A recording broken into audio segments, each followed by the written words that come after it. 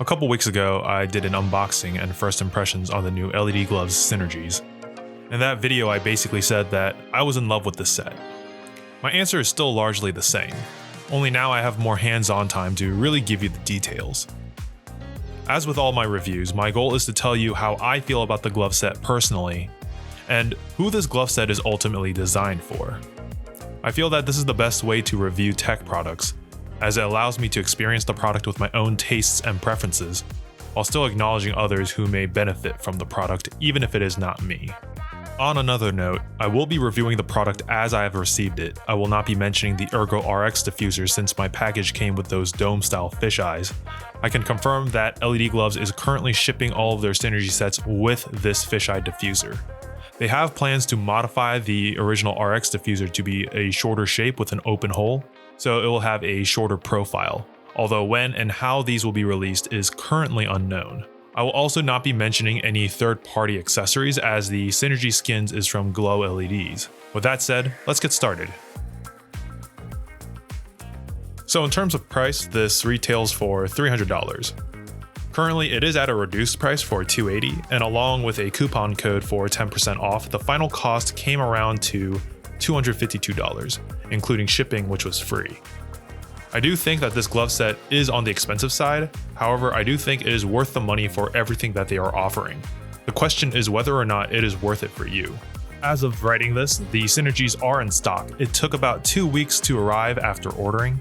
However, LEDGloves has confirmed that my order was caught during a particularly busy week, and that the usual shipping time is around 1 week. Still, if you are trying to order these for a festival or a specific occasion, I would order 2 weeks in advance just to be safe. This will also give you enough time to mess around with the gloves and make whatever modes you need for said occasion. The entire package comes with 10 lights with casings and diffusers, 2 charging cables, 1 programming cable, and a hard case. My order also came with 3 pairs of LED gold tags, and I'm going to be talking about each of these contents briefly. To start off with the hard case, honestly it is probably my favorite accessory to come out with the entire package. I love the design on it, I love the gold zipper, and it makes me laugh that we used to get these stupid flimsy bags during the old Amazing Lights era, which did very little to protect your gloves from damage or accidentally turning on in your pockets or your bag. Everything just fits nicely in this case, from the lights, gloves, and cables. My only complaint is that it doesn't have a webbed net, which would have been super useful for cable management, and an extra sense of security during the chaos of a festival to minimize the risk of losing anything. It is a minor complaint though, and something LEDGloves could maybe fix in a future batch. Overall, I do love this thing. Next, we'll talk about the cables. Starting with the charging cables, they're a little less than 7 inches and use micro USB. One thing I will say is that I wish that we had USB-C, and it's not for the reason you think it is. Some of my friends have told me that they prefer this 5-split cable over the duos, because they can just stick the cables into the glove and connect them to each of the microlights.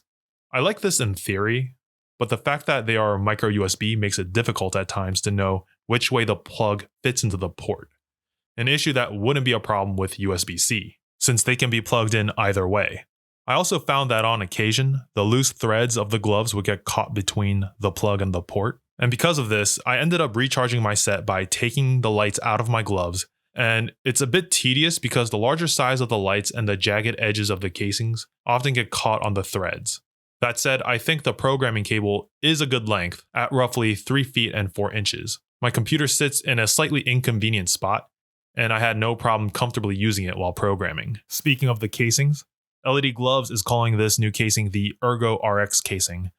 I will say that I've never seen another casing really like it. It's much more akin to a very thin rubber-based sleeve. Overall, I think they work great in terms of comfort and performance. The very thin design helps minimize the overall footprint of the Microlight while comfortably sitting on your fingers, and I also found them to be very soft. In addition, the casing is designed in a way to wrap around the front LED. And this is supposed to help the LEDs so the 2 lights don't clash with each other. That said, I do have 2 concerns. The first is the durability. As you can see, it's very thin. Some people have reported the casings experiencing minor tears. The second concern is how much it protects the actual chip. This chip is exposed not only in the back but the front as well. With how thin this casing is, I would not be comfortable if someone accidentally stepped on these. So my package came with 3 pairs of LED gold tags. As much as I like these, I honestly don't know if I would say they're the best for this set in particular. The thick stitching is great for durability and longevity, but it also adds bulk to your fingers. I think the best whites for these are actually going to be Glow LED's red tags, and they're the perfect balance between thin, stretchy webbing without becoming ultra thins. They give you a lot of dexterity that you're going to need for the added size of this chip. Now, let's take a look at the actual chip itself. Not that it matters, but the board looks incredible. You can tell from the sheer amount of things on it that this chip is no joke. Here you can see the button and the 5mm LED. There are also 2 lights on the board on the right side. The top one is a charging indicator, and the bottom one is the second programmable light. There's also a USB port, and down here on the bottom right is a reset button. You would use this if your light is experiencing some sort of glitch to perform a hard reset. Based on the reports, most people seem to solve many of their problems by pressing this button. On the back is also the rechargeable battery. One of the most divisive elements of the set has been the size. Personally, I really like it. I would have preferred it to be a little shorter in height, but overall it is pretty comparable to a Micromax, which is a form factor that I really like. That said, I have pretty big hands as it is, and when it comes to big chips like the Synergies or a full iNova set, I would be lying if I said it doesn't come at the cost of your hands. I can throw really clean shows with this set, but it takes a lot of stretching out my fingers in every form that I do. I'm okay with this, but not everyone is going to be. If you have small hands, I can honestly see this set being a potential nightmare for you. That said, I did ask a friend of mine with smaller hands to try the set out, and he said that while they were definitely big for him and that he preferred nano-sized chips in general, he admitted that they were not as big as he thought they would be, so your mileage may vary. Unlike the listing on LEDGloves' website, my set did not come with the Ergo RX diffusers, and instead they came with a set of dome-style fisheyes. Personally, I prefer this. Based on the videos that I've seen before purchasing, the RX diffusers look a little too long for my taste, and this seems to have been a common complaint, so it seems like LEDGloves, for the time being, is selling the lights with this diffuser. One thing the fisheyes have going for them is the fact that you can push your LED through the diffuser past the actual mold, and it works great to make your overall profile ever so slightly shorter. You can see what I mean when comparing the Synergies using the fisheyes over a classic closed diffuser. One thing I will say is that I would prefer a flatter profile diffuser over the dome's large curve for a techier look, but this is merely a personal preference. I will say that I really did enjoy the fisheye domes. I love the trails they produced with finger rolls and whips, and that fat, bubbly look really showcases the beautiful strobe patterns that this set is capable of producing. That said, the extra bulk on the tops and bottoms of this diffuser would occasionally get caught on my fingernails, which I found to be a minor annoyance. This is a programmable microlight that comes with 2 lights, a trend that has been popular with bulb sets for years that has recently been making its way into the programmable market. The front light is a standard 5mm RGB LED. The second appears to be some sort of SMD style RGB. As much as I like the NeoPixels on the Vortex, I'm glad that the Synergies decided to go with this SMD. It reminds me a lot of the SMD mods for bulbs, and I really like the smaller focal point for a more tight and aggressive aesthetic. Some people have said that they are not a huge fan of the offset light. Personally, this doesn't bother me as my bulb chips with SMD mods are also offset, and I actually think it looks really good. It will bother you if you have OCD, but to me, it kind of further enhances this techie aesthetic. I also really like how this decision to place it on the far end of the chip's board affects the color separation between the 2 LEDs. The distance allows for the top light to truly illuminate the casing, while allowing for the front light to illuminate just the diffuser, with very little mixing between the 2 lights, which was a problem that I occasionally had with the Vortex set with how close the top and front LEDs are to each other, something especially apparent on camera. One thing about this setup I will say is that when it comes to certain tech angles, the offset will only reveal LEDs on one side, while doing the mirrored version of the same tech position will hide them. In the future, I think it would be interesting to see sets of chips that offset them left for the left-handed chips and right for the right-handed chips. But overall, I really enjoyed the quality of color that was produced with these chips. At its brightest, it was both crisp and vibrant, while even at its lowest setting, I found that the quality of the strobes to still be very full, allowing for very quick dynamic movements without losing the full intent of the colors produced. Officially, the battery life is rated at roughly 7 hours with a recharge time of 1 hour. In terms of recharge time, I think it's closer to an hour and a half to 2 hours. This might be the quality of my charging ports, however. In terms of battery life, I was able to get several days worth of use out of them. They don't last as long as my Vortex set, and while I have never timed my Vortex's recharge time, I do think they charge faster than my Synergies. Still, I am pretty happy with both the life and recharge time. I have on occasion charged them only partially and still got a decent session out of them. I also tend to use my set at high brightness, so using them on medium or low brightness will probably extend the battery life as well. Originally, I had a really hard time with the button. It's placed in a slightly awkward position, and the height of the chip makes it even more awkward at first as you have to reach over the height of the chip to hit the button. After a bit of practice, however, I got pretty used to it. For those with the fisheye diffuser, I recommend feeling for just under the diffuser. The actual button itself has a nice click to it, and I would say the click is pretty balanced. Nothing too much to comment here. Now, let's talk about the one-click mode change, arguably the most marketed feature for this product. It's not the first time we've seen it. That honor goes to the Vortex set. However, it is the first time we are seeing it in a fully wireless capacity. The way that this currently works is through a master-slave system.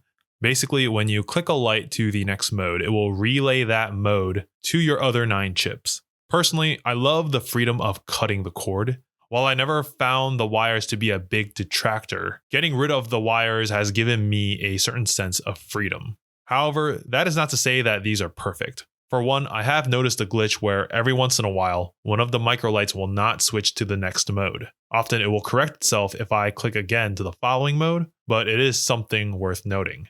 Another thing to think about, there is a delay. It's not instantaneous like the Vortex set. There is a half-second delay when you click your button. In addition, there is another delay specifically for the light that you clicked. So from the moment you click, it's a half second for 9 of your lights to respond, followed by an additional half second for your clicked light to catch up. This delay is not always consistent either. I found that it gets more inconsistent as the battery gets drained.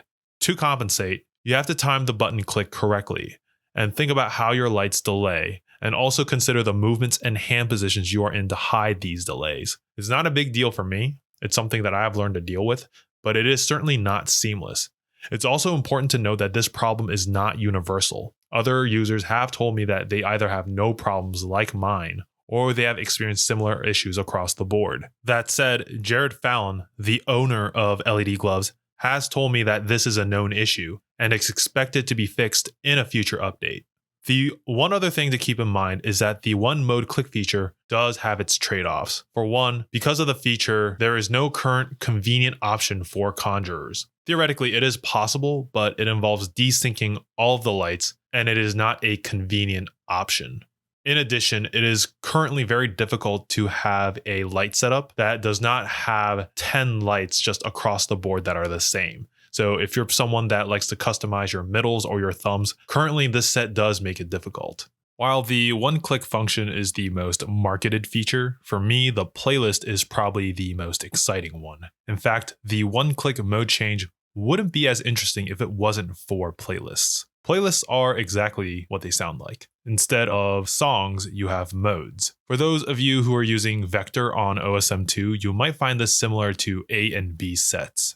Basically, it was like having 2 different glove sets in one. While that reminded me of an A and B side of a vinyl record, this is more like having multiple Spotify playlists. I've been told that you can have up to 10 playlists on each light, and while I haven't tested this personally, I do think this is more than enough. One of these playlists will be your default playlist. When you first get your lights, all of the default modes will be in this playlist. After that, the playlists you make are up to you. I have a personal default playlist that is filled with modes that I have made. I've also created certain playlists based on my persona-based light shows. For example, in this battle against Infinite, I created a playlist with 3 modes, which I designed specifically for that video. I can instantly switch between these playlists by turning off the light and going into the third menu option.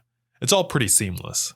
Now, as much as I like all of this, there is one more aspect to playlists that I think truly cements how cool they are. I can create a series of playlists with a single mode in them and assign them to specific microlights. For example, I can have a standard strobe set on my right thumb, a hyperstrobe on my left thumb, and etc. It can seem a bit tedious to set it all up. It requires creating multiple playlists, each one with a single mode, and plugging in each light that needs a playlist. It also requires navigating to each light to the playlist setting and making sure each one is set to the correct playlist. However, if done right, it has the potential for some incredible results. And this extra layer of depth in the playlist feature is beyond anything I thought we would be able to achieve in the Microlight space. Now we're going to be shifting gears a little bit and looking at LEDGloves Studio. In order to actually program your lights, you will be needing LED Studio, a Google Chrome-based web application. You'll need to use a Chrome browser, then go to studio.ledgloves.com. Currently, the software only works with Windows and Mac OS.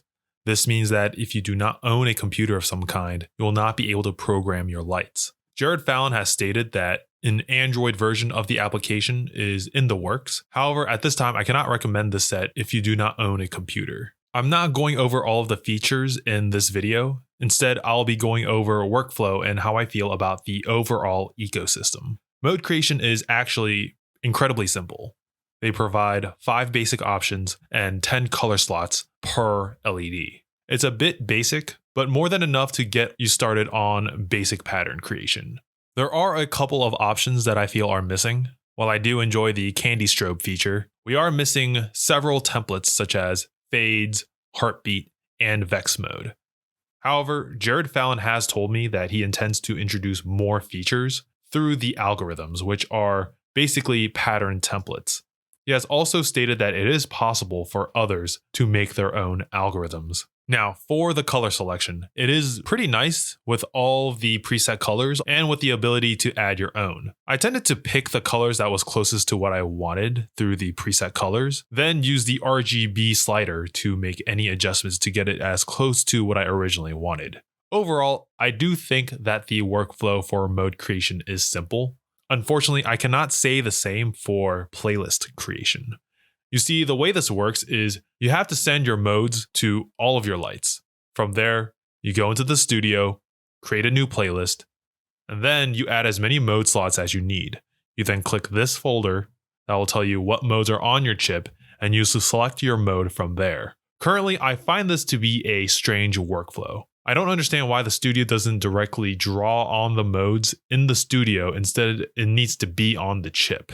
It's not a big deal, but it is unnatural to the point where I had to have someone explain it to me. I also feel that as things currently are, we're missing some key features with importing and exporting files. While you can currently export your library, there is no direct feature in the studio to export individual modes from the studio. You can extract a mode by plugging in any of your lights and going into the modes folder. This will allow you to put them on your chips, but not into LED Studios, along with your other modes that you made there. If it did have this feature, this would allow the receiver to easily see the mode, how it was made, and then easily clone and modify the sets. Currently, I've found the best way to share modes is actually just by taking a picture of the entire mode and then sending it to my friends. Overall, while I do think there is work that needs to be done here, there is also more than enough to get started making modes and simply having fun. The studio is also technically still in beta, and Jared Fallon has stated that he plans to release a firmware update in the near future. And this is part of why I am excited about the Synergies. I feel that part of the experience will be watching the ecosystem grow and expand. My hope is that by this time next year, the Synergies will be a completely different experience. I think buying into the Synergies now gives you the chance to be a part of this promising ecosystem and community of mode creators. The last thing I should probably mention is in regards to instructions. There are currently several resources to help you understand the set. First, there is a quick start guide on LED Studios. I recommend giving this a read to help you get started, especially with the on-chip instructions. Second, there is also a documentation website that is also in LED Studios. However, at the current moment, it is a bit sparse. I have linked below a Google Doc that is kind of acting as an unofficial instruction manual for the time being, but I believe that the overall goal is to eventually make the documentation the true resource, which I think will be the best option as its user interface is pretty easy to navigate. I will say, if anything, that if you've never owned a set like this, there is something of a learning curve. I myself was very lucky and I had a friend willing to help me understand the basics of the studio.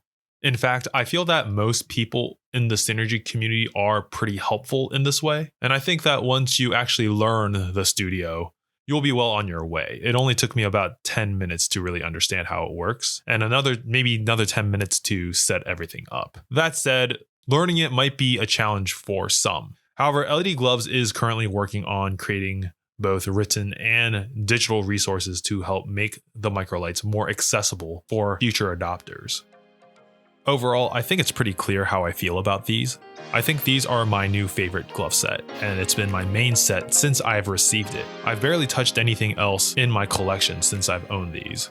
However, the real question is whether or not this set is for you. This set is designed to be the premium glove set, and there's no question about it, from the raw power to the features and to the promise of all of these upgradable firmware. To me, this is made for people who love the technological aspect of gloving and value the power of a glove set. If you are someone who loves to sit down and spend a significant amount of time outside of actually gloving to mess with your sets, this is for you. If you like the idea of being part of a potential community and ecosystem that is dedicated and growing, this set might be for you. However, if you are someone who likes the easiest option, on a budget, doesn't like big chips, doesn't have a computer, the set might not be for you. I hope this review has helped you decide whether the Synergies are for you. Thank you for watching. I'll see you next time.